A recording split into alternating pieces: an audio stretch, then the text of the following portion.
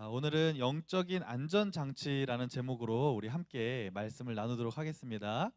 자, 제가 질문 하나 드리겠습니다. 퀴즈. 지난 10년 동안 우리나라에서 매출이 가장 많이 성장한 화장품은 무엇일까요? 화장품의 종류가 무엇일까요? 맞히시는 분. 상품. 에? 에? 뭐 나온 것 같은데? 네. 누가 맞히셨죠? 네, 우리 선생님. 나중에 사무실로 오시면은 사탕 하나 드리겠습니다. 예, 감사합니다. 예, 지난 10년 동안 우리나라에서 가장 많이 팔린 화장품의 종류가 여러분 선크림이라고 하는 것입니다. 이렇게 나오는데 오늘 혹시 선크림 바르고 오신 분? 네, 이렇게 또 많이 바르고 오셨네요. 여름이 되면은 또 이렇게 선크림 항상 많이 바르시는데 비단 우리나라뿐만 아니라 전 세계적으로 자외선의 강도가 매년 강해지기 때문에 이제는 상식적으로 선크림을 바르지 않고는 밖에 외출하면 안 된다고 하는 그런 인식들이 점점 많아지고 있는 것이 지금의 현실입니다. 그런데 여러분, 제가 기억하기로는 제가 어릴 적만 해도요, 어른들이 항상 이런 얘기를 많이 한 것 같아요. 집에 있으면 아유, 집에만 있지 말고 밖에 나가서 햇볕 좀 쐬라, 이런 말을 우리 어른 교사분들도 다 한 번씩은 들어보셨을 거예요. 그래서 햇볕, 태양빛에는 또 살균과 또 소독의 그런 기능들이 있기 때문에 예전에는 햇볕을 쬐는 것이 굉장히 우리에게 유익하다라는 인식이 강했습니다. 그런데 불과 몇십 년 만에 우리가 태양빛을 쐬면 안 된다고 하는 그런 생각들을 하게 되었고, 그래서 선크림을 또 많이 바르게 되는 그런 현실이 되었습니다. 여러분, 왜 이렇게 된 것일까요? 그 이유는 다 아시겠지만 필터링 역할을 해주는 오존층이 대기 오염으로 계속해서 파괴되어 가기 때문이라는 것이죠. 그래서 이 지구와 인간을 보호하기 위해서 오존층이라는 것이 이렇게 필요한 것처럼요. 여러분, 우리가 하나님의 자녀들, 우리 믿음의 성도님들이 인생을 살아가는 데 있어서도 세상의 수많은 유혹들로부터 우리를 지켜주는 보호막이 필요하다는 것입니다. 그래서 오늘은 디모데 전서의 말씀을 통해서 우리를 믿음으로 지킬 수 있는 보호막은 어떤 것이 있을까 함께 말씀을 나누도록 하겠습니다. 오늘 본문의 배경을 보면은 이 디모데 전서는 누가 기록했냐면 2000년 전에 사도 바울이 에베소 교회에서 그 당시에 목회하고 있는 디모데에게 보낸 편지의 내용이 되겠습니다. 디모데는 누구냐면 사도 바울이 그 당시에 자기가 가장 아끼는 수제자 중에 한 명이었고 에베소 교회를 담임하고 있는 젊은 그런 목회자였습니다. 아, 그런데 그 당시에 이제 디모데가 에베소 교회를 이제 목회를 하면서 성도들을 돌보고 말씀을 전하는데 이제 열정적으로 합니다. 그런데 목회 경력이 얼마 되지 않았어요. 그러니까 많은 것들이 서툴르고 어려움이 있었다는 거죠. 교회에 수많은 어려움들이 있으니까 이 디모데가 목회를 하면서 그런 것들에 어려움을 겪습니다. 그때 누가 등장하냐? 스승과도 같은 이 사도 바울이요. 그런 어려움을 겪고 있는 디모데를 바라보면서 안타까운 마음에 편지를 쓰게 됩니다. 그래서 에베소 교회를 수많은 어려움들로부터 어떻게 보호할 수 있는지 그런 조언들을 해주는 내용의 편지가 바로 이 디모데 전서, 디모데 후서라고 하는 것입니다. 그래서 오늘 말씀을 통해 우리가 믿음의 보호막, 영적인 안전장치가 어떻게 하면 우리에게 이렇게 장착이 될 수 있을지 우리 함께 말씀을 나누기 원합니다. 여러분, 사도 바울이요, 이 디모데 전후서뿐만 아니라 서신서를 굉장히 많이 썼지 않습니까? 이 서신서라는 것은 편지를 쓰는 것을 말하는 거죠.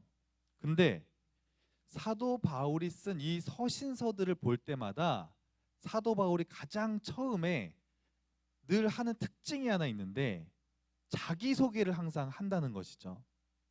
근데 자기소개를 할 때마다 반복적으로 쓰는 표현이 있습니다. 오늘 말씀 성경 구절들을 제가 좀 이렇게 준비를 해봤는데 우리 함께 제가 한번 읽어드리겠습니다. 여러분은 이 내용을 보시면서 공통적으로 들어가는 단어가 무엇인지 한번 정확히 한번 파악해 보시면 되겠어요. 로마서 1장 예수 그리스도의 종 바울은 사도로 부르심을 받아 하나님의 복음을 위하여 택정함을 입었으니. 고린도전서입니다. 하나님의 뜻을 따라 그리스도 예수의 사도로 부르심을 받은 바울과 형제 소스데네는. 자, 갈라디아서 오직 예수 그리스도와 그를 죽은 자 가운데서 살리신 하나님 아버지로 말미암아 사도된 바울은.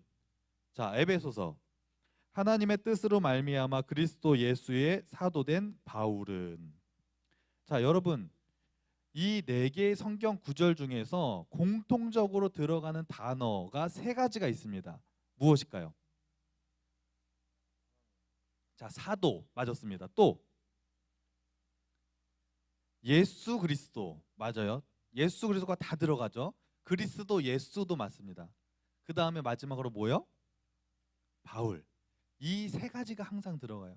사도 바울이 편지를 쓸 때마다 나는 예수 그리스도께서 부름받은 사도 바울입니다 라는 것을 늘 편지를 쓸 때마다 가장 앞장에 이것을 꼭 쓰고 시작한다는 것입니다. 그래서 오늘 본문 디모데 전서에도 그리스도 예수의 사도된 바울은 이라고 이렇게 소개를 하면서 시작되고 있는 것이죠. 여러분, 여기서 말하는 사도라는 게 무엇인지 아십니까? 사도를요, 제가 이렇게 쉽게 표현해 드리면 예수님께서 맡겨주신 특별한 임무를 가지고 사는 사람을 사도라고 우리가 말합니다. 다른 말로 우리가 이것을 소명이라고 하는 것이죠. 따라해 보실까요? 소명. 네, 이것이 소명인데 내가 왜 살아야 되는지를 아는 것, 이것을 우리는 소명이라고 합니다.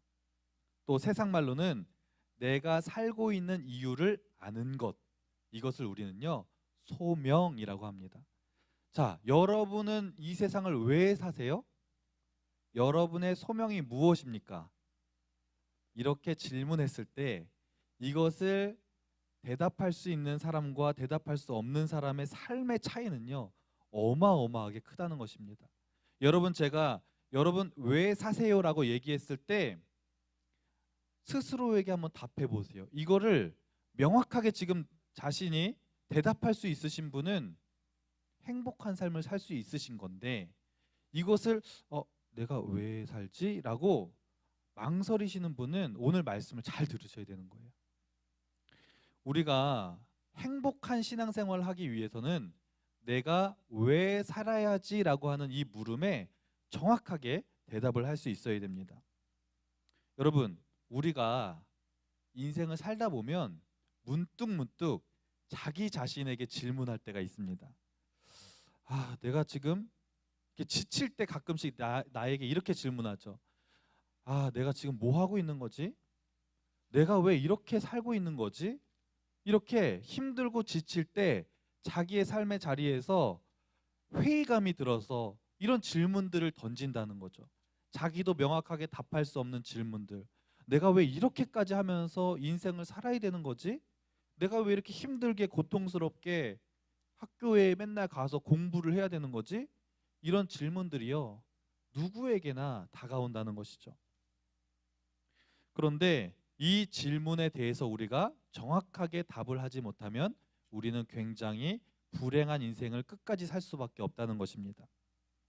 소명의식이요, 여러분, 분명하지 않은 사람이 만약에 높은 자리에 올라가거나 인생의 대박을 맞으면 그 사람들은요 소명의식이 없기 때문에 굉장히 큰 인생의 위기가 찾아올 수 있다고 하는 것입니다. 그래서 여러분, 가끔씩 뉴스에 보면은 굉장히 성공한 연예인들이 자살하는 거 보시죠?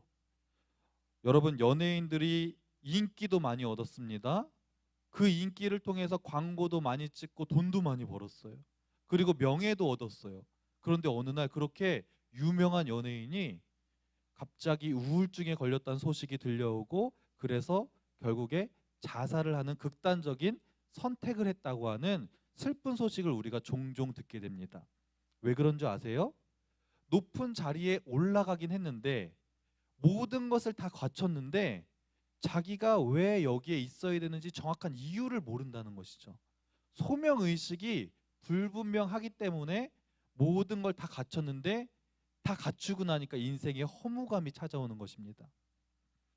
여러분, 그래서 어떤 사람들은요, 인생에 찾아오는 이 허무감을 이기기 위해서 자극적인 것을 막 찾아다닙니다. 그래서 술을 마시고 쾌락을 찾고 도박을 하고 마약을 찾아서 그 허무감을 잠시라도 잊기 위해서 인생의 몸부림을 치는 것들을 우리가 인생에서 보게 된다는 것입니다. 여러분, 혹시 이 자리에 오늘 참석하셨는데 여러분의 마음속에도 뭔가 모를 그 허무감 때문에 또 내가 인생을 왜 살아야 되는지 이런 소명 의식도 없이 오늘 이 자리에 앉아 계신 분이 있다면 여러분, 기도하셔야 돼요. 하나님, 나의 소명은 무엇입니까? 라고 기도하시고 그 소명 의식을 붙잡고 살아갈 때 우리는 가치 있고 행복한 믿음을 살게 될 줄로 믿습니다. 아멘. 여러분, 우리는요, 살면서 아주 중요한 결정을 할 때가 있습니다. 예를 들면, 나 내일부터 하루에 새벽 1시까지 내가 공부 열심히 해야지. 학생들 막 공부할 때 이렇게 계획 세우잖아요. 나 요즘에 공부를 내가 많이 못했는데 내가 이제부터는 나 새벽 1시까지 공부하고 아침에 내가 5시에 일어나야지. 나 하루에 4시간만 자면서 공부할 거야. 막 이렇게 결단하지 않아요? 또 나 내일부터 열심히 운동해야지. 요즘에 건강이 안 좋아진 것 같아. 한 2시간씩 내가 걸어야겠다. 이렇게 결단할 때도 있습니다. 또는 1시간씩 나 책 읽어야지. 또는 1시간씩 기도해야지. 이렇게 여러 가지를 우리가 삶에서 결단할 때가 있어요. 그런데 여러분, 결단 누구나 다 해보셨는데 그런 것들을 지키기가 쉬워요? 어려워요? 어려워요. 왜냐하면 우리가 그 결단한 것을 막 하려고 그러는데 이미 나의 삶은 내가 늘 하고 있던 습관이란 게 있어요. 근데 그 습관을요, 고치기가 너무 어렵습니다. 그리고 우리가 결단한 것을 지키기 위해서 노력하려고 하는데 그것을 지키지 못하게 유혹하는 것들이 굉장히 많이 있다고 하는 것입니다. 그런데 이런 결심들을 지키기 위해서 전문가들이 이런 얘기를 해요. 자신이 결심한 내용을 잘 지키려면 그것을 다른 사람들에게 공개하라는 거예요. 야, 나 내일부터 공부 나 열심히 하기로 했어. 나 쉬는 시간에도 공부할 거야. 방해하지 마. 이렇게 공개하라는 거예요. 나 내일부터 다이어트 하기로 했으니까 엄마 아빠 나 먹을 거 주지 마세요. 나 이제 치킨 끊을 거예요. 나 이제 열심히 운동할 거. 이렇게 하면서 자기가 결심한 것들을 다른 사람에게 막 공개하라는 거예요. 그러면 어떻게 돼요? 내가 결심한 내용을 다른 사람에게 얘기했기 때문에 자기의 약속을 지키기 위해서, 자존심을 지키기 위해서 그것들을 지킬 확률이 높다고 하는 것입니다. 아, 제가 이 숭의교회 부임하고 나서 이제 아침마다 9시가 되면은 우리 목사님 전도사님들과 다 같이 기도회를 해요. 기도회를 하고 나서 우리 교육국 교육자들이 교육국 사무실에 와서 항상 하는 게 있습니다. 열심히 커피를 이렇게 내려서 커피를 마시면서 같이 삶을 좀 잠깐 나누고 이제 사역을 시작해요. 근데 그때 이제 커피만 마시는 게 아니라 가끔씩 이렇게 뚜레쥬르나 파리바게트에 가가지고 빵을 사다가 빵을 이렇게 먹는데 너무 맛있는 거예요.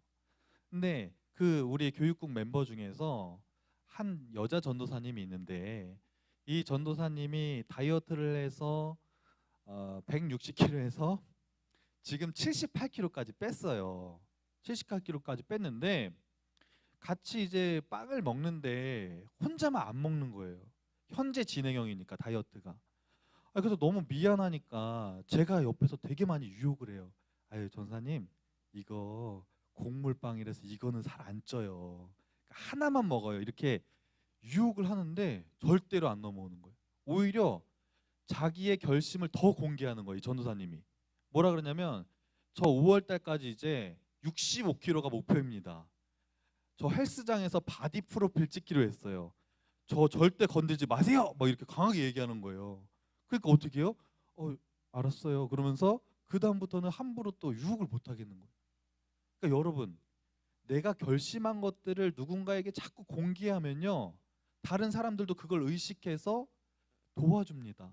그리고 자기 자신도 그 결심한 내용을 지킬 확률이 높다고 하는 거죠.